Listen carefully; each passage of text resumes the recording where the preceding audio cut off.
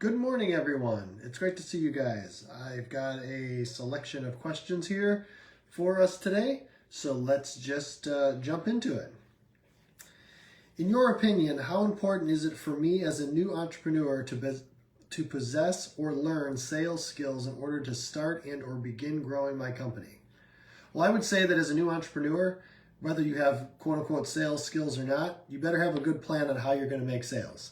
So for some people, that's through direct connections and networking, and they start their business just from the fact that they kind of already have like a built-in sales process, if you want to call that, or sales connections.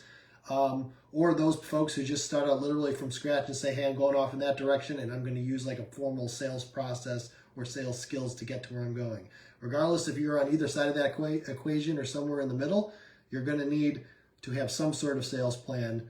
Don't spend all your time worrying about operations and getting up and running without also thinking about how you're going to drive sales. How soon in my business should I start tracking my numbers in software like QuickBooks? And at what point do I hire a bookkeeper or just keep doing it myself? I would say that depending on the business, you definitely need to track your numbers one way or the other, whether you're using QuickBooks or you're just keeping track of it on a spreadsheet. A lot of times when I start something, I just start with a, revenue in, expenses out columns and just kind of keep track of it that way to start. That's fine, but you do need to keep track of these numbers. You can, I guess you could also just use your bank account as a way of doing that if everything's cash-based, but that gets complicated quick if you have any type of invoicing that you're sending out or if you're receiving invoices in terms of payables. You do kind of got to keep track of that stuff. So I would say, I don't care how you do it, but make a plan to do it in some capacity that makes sense to you right away. Once you get rolling even just a little bit, I would say hiring a bookkeeper is a pretty high priority on the list. Just to have somebody get your books into some sort of order. A lot of times these guys are not super expensive, a couple $100 a month, or generally decent ones are $500 a month probably. Somewhere in that range. And so, I would probably look to get somebody like that involved sooner than later because they can also help you if they're a good culture fit for you. They can also help you just understand your numbers a little bit as well. What value does a mentor bring to me as a business owner? I hear that having business mentors can be integral to me as an entrepreneur as I grow my business, and I'd love to hear your thoughts as to why you think that is. I have a very easy explanation on why mentors and other folks that have experience are helpful. It would take you 20 years, 30 years worth of experience to gain what this person has in their head. So if that person can give you just one little piece of experience and help you avoid some sort of pitfall to be able to move you in the right direction so you don't have to figure it out for yourself or learn that lesson the hard way, that's worth the effort, right? One of my own mentor friends always says that you pay for knowledge one way or the other. You either pay to go to school or pay to learn it formally or whatever it is, or you pay in the mistakes that you make. So if a mentor can help you avoid some of those mistakes and just tell you the information that they already know, it's worth a lot. That's why a lot of times myself, and I know other folks as well, have various mentors in different areas of expertise or different advisors in different areas of expertise. It's very good to lean on these people. You don't have to figure it all out yourself. If revenue from my business isn't quite making me enough money, do you think it's okay to have a side hustle or side job of some sort to keep money coming in while I'm building my revenues for my company? Yeah, I mean, look, you have to make the living. You have to somehow put food on the table, right? So if your business isn't moving along fast enough in order for you to do that, and you need to create side revenue, great. I would just caution that if your business is always not generating enough and is always not growing fast enough, you may want to think about what business you're in and is this the business that I want to be in if it's not actually doing or moving in the direction you need it to go. If you're always having to piece things together because your business never quite picks up the slack, I would want to make sure I have a good plan and to see that the business is actually moving forward and will eventually get to the point where I can stay sustainable just from the business. Because focus is a big part of it too. That's the other side of the equation. You want to make sure that you're putting enough focus on your business to give it a chance for success. I see people lots of times start businesses and then they work their regular 40-hour-a-week job, and then they put no time in on the business, and then they're like, well, my business isn't working. Well, it's kind of because you've got this list of things that you need to do to kind of drive your business forward, and you're not doing them because you're bogged down in just the day-to-day of your regular life that's not your business. So focus and being able to prioritize your time is definitely part of the success recipe. What is the one thing you wish you would have known about how hard it would be to be a business owner when you started, and what did you do to overcome it?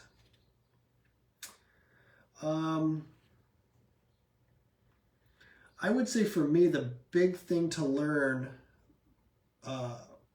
was that I didn't have to do it all by myself, that I can be honest and open with people with what's working, and honest and open with other people with what's not working, and ask them for help and advice.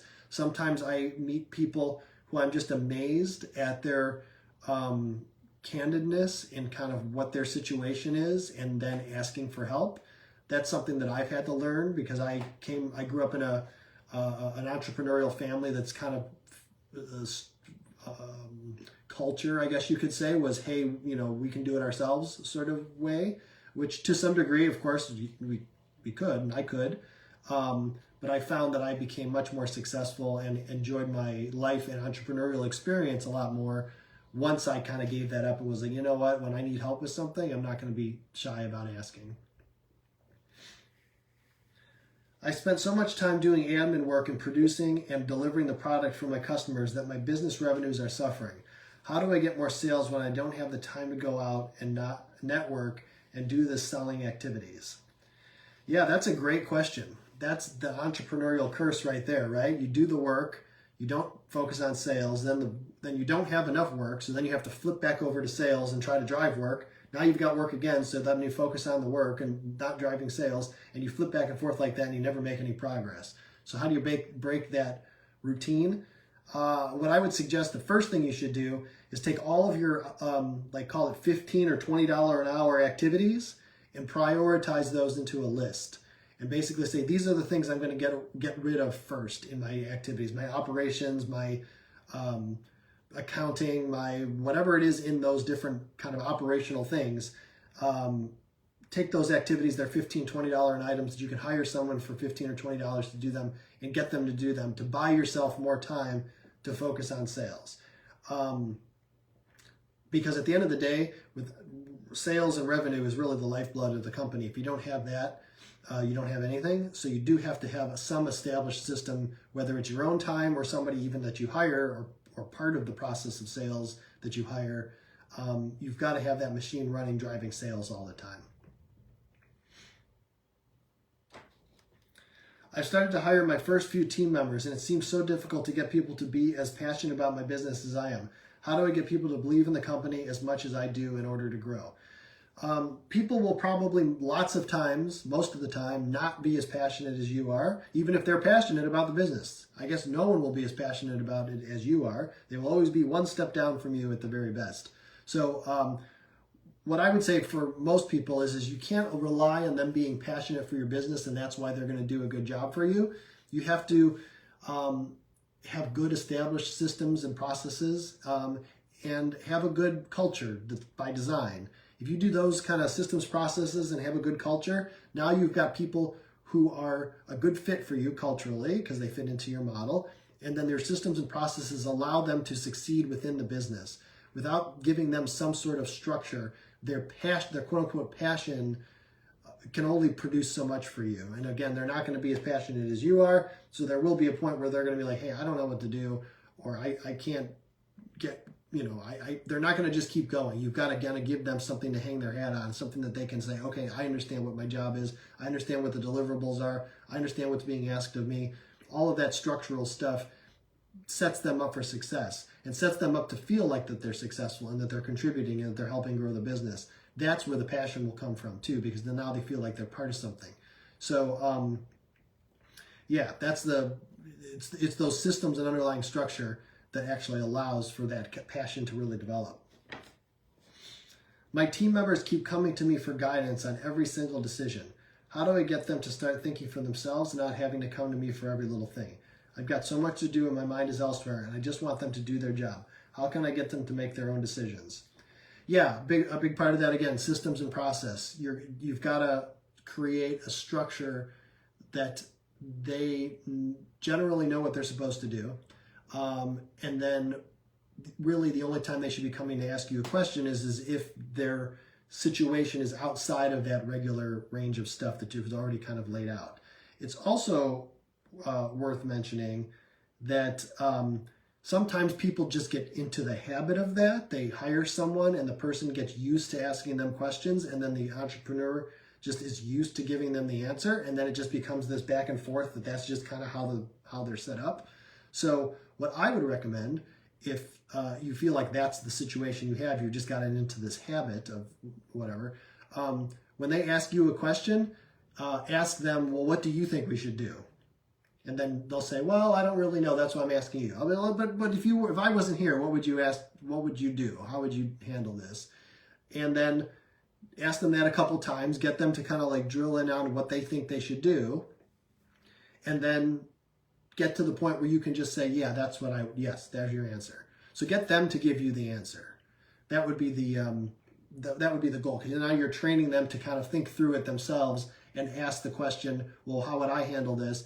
And even if they got to the point where they still wanted to clear it with you, that's a big jump from you having to give them the answer. Hey, by the way, I'm going to do this thing because I think this is the right thing to do, right? Thumbs up, that's all you got to give. That's a lot quicker than having to go into some big long explanation.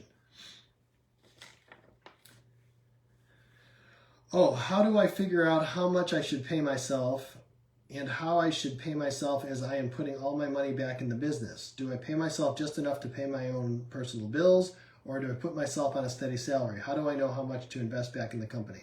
Well, the first thing is going back to some of the earlier questions. You do have to cover your own personal bills, right? You can't be starving, and you have to have a roof over your head. So that does, to some degree, have to be a priority.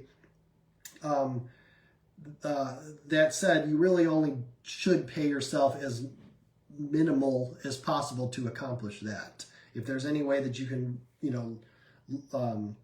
slim down your lifestyle, cut costs on the personal side so you have more money to invest in the business, that's a smart thing to do. There's no set like, you need to be on salary by this particular point. If you're just taking it kind of like month by month, like, hey, I've got this month, my expenses are $5,000 a month, so I took 5. Next month, there's some bills that aren't due, so I only took 3. That's fine. You can do that. In fact, probably that would be the smart thing to do at that point. Just setting it I need $8,000 a month right at the beginning, and then, kind of bleeding the business or depleting your savings. Ideally, you avoid that, right? And as far as how much to invest back into the company, it depends what you're doing. Sometimes it's not dollars. Lots of times it's not dollars that need to be invested in the early stages of the business. It's time. So if you're paying your personal expenses and you don't have any other side businesses or anything, and you're fully focused on your business and you're putting the time in to drive it, that's the biggest investment I think you can make. So making yourself secure enough personally and comfortable enough personally that you can now move forward and focus on the business without having to worry about your personal financial life. I feel like having one area of focus instead of 2, personal and business, is going to be more likely to move things along than if you're kind of split focused. I struggle with confidence. What can I do in my business and life to build my confidence so that I can close more deals, hire better people, and just generally have more confidence to succeed in life? I would say one thing that I do when I'm feeling like from like a lack of confidence perspective is I usually repeat like a little phrase or something just in my head as I'm approaching the situation. So here's an example. I have a phone call on Thursday for a deal that we're doing, and we got a couple attorneys on our side, a couple attorneys on the other side, the seller, me, and a bunch of people on the call, right? So this is kind of like potentially like it's an important call. And I feel a little bit of stress around it, the fact that I have to go on this call and I'm worried about like, oh, well, how's the outcome going to come? And I'm running through all the different scenarios, like all the things that we all do as we prep for something like this. And when I've been in other situations like this, and I fully plan to do this as well on Thursday, right before the call will start, in my head, I'm going to say to myself that I'm approaching this activity from a perspective of wanting the best for everyone.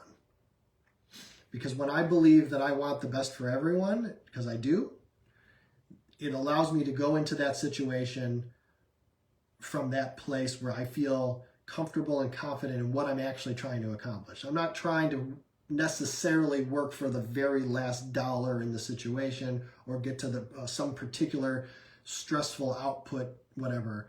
I want the best situation for everyone in this conversation. I want the best outcome. And when I say that, and yours might be different. Yours might be, I'm going to go in there and I'm going to get the last dollar. And that's fine too. Whatever works for you to kind of get you into that mindset of like where you're going. For me, it's I want the best for everybody involved. So when I approach it from that perspective, I feel calm and I feel like I'm coming from a confident place to interact with people. And so I would suggest the same thing for anybody else. Find whatever that little thing is for you, that when you go in to a room, and it might be different from room to room, but when you go into the room, have that little thing in your head that you just say right before you go in there, or just get you focused up. And then that should help. All right, that's it. I'm out of questions. Great to see everybody. We'll see you next time.